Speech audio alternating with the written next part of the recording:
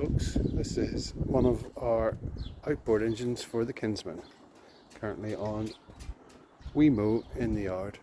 This is one that's clearly labelled 2-stroke. It's a Mercury sailpower 4 horsepower. I'm going to do a quick service on it before it's ready for the season and check that it's working. How I'm going to do that is I'm going to fill this bucket up with water, and underneath here is the water intake.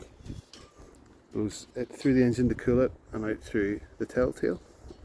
But first I'm going to take you over and we're going to mix some fuel for it, because as a 2-stroke it needs to have its oil, 2-stroke oil, already mixed into the fuel. So this is the fuel mixing bottle. You fill it up to the mark with petrol, and then it's a 50-to-1 mixture we need, so we then fill it further up to the 50-to-1 mark with the 2-stroke oil. Turn it around a couple of times and then it goes into the fuel on the top. I'll use a funnel to make sure I don't spill it, and this is the fuel on the top. Simply open it, funnel in the fuel. On top of this is the breather, so you need to open this to allow air to come into the fuel, to allow the fuel to go out so you don't get a vacuum. It's one of the things you do whenever you're starting. So you open that up. We've got the choke, we've got the stop, and then this switches the fuel on. But I'll go and I'll fuel her up and then we'll come back. So this engine was brand new when we got it, and it has spent time down, not locked up, and it looks absolutely awful now. Like a paint sorted out, but it'll never be new again. Some things to point out: this is the anode. If it's kept in the water, you need to have an anode on it. You need to stop a sacrificial anode so it doesn't rust. It doesn't seem to have worked. It shouldn't be in the water as much. If you look in here, I wanted to show you, see that hook dead ahead? That is what hooks it down. And if you come up, that is it. This hook now jammed up in there. The weight of the engine is keeping it in there. So that kind of works, but you're going to have to lean over the back and make sure that that engages here. Whenever it comes down, it goes into there.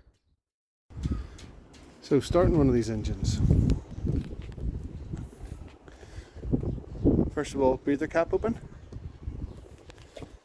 2, turn the fuel supply on.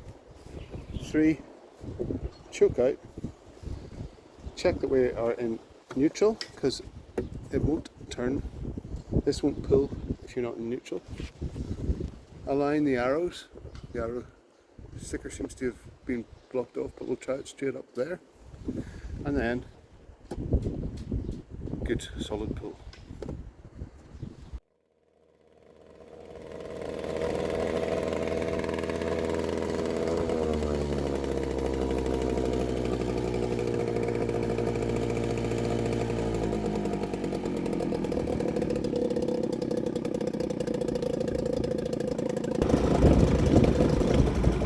There is one of these pins shackled to the engine, and that is for clearing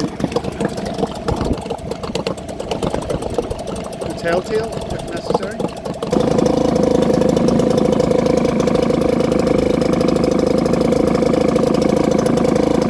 If at the end of my session I just turn off the fuel feed,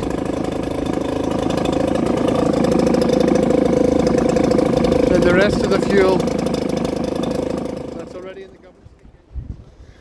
There's the inside of the engine. You can see the fuel. It doesn't seem to have a fuel filter that I can see, which is strange. My one does.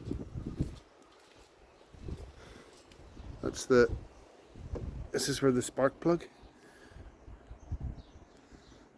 You have to check that that's on if it won't start. Or maybe there's a wee fuel filter there. So you check that fuel gets to there. Carburetor, I guess. So whenever I turn the throttle, you can see it moving there. and this screw is the idle controller, so it decides how low idle is so it doesn't cut out. Seems to be working fine there. Just a little aside about how you tension the halyards. So there's a cam cleat there, right? You put it around the bottom of this cleat, around the winch. You can tension it up. Whenever you've got enough tension, you can pop it into the cam cleat to hold it. Take the tension off and then use the cleat as a belt and braces.